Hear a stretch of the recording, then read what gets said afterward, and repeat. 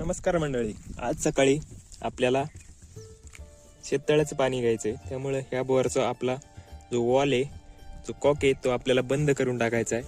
म्हणजे आपल्या बोरमध्ये शेततळ्याचं पाणी जाणार नाही, त्याच्यासाठी आपण हे बंद केलंय. त्याच्यानंतर आपण विहिरीवर आलो. विहिरीचा कॉक बंद आहे, त्यामुळे इथं काय करायची गरज नाहीये.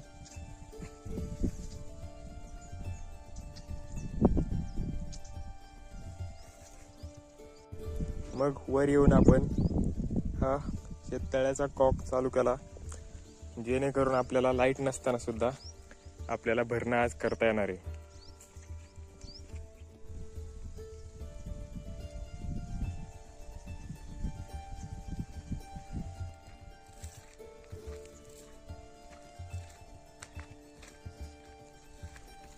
मग पाणी चालू करून आपण खोरं घेऊन आल्यानंतर लिंबुणीच्या वावरामध्ये आलो. आणि हे पाहू शकता, इथं या लिंबुणीच्या पाल्यामुळं हे पाणी अडतंय, पुढे जास्त पाणी जात नाही. त्यासाठी आपल्याला हा जो पाला आहे गळालेला, तो साईडला सरकवायचा, म्हणजे आपलं पाणी पुढच्या आळ्यापर्यंत पोहोचणार आहे आणि आळं फुटणार नाही. हे पहा, आता पाणी जोरात चाललंय.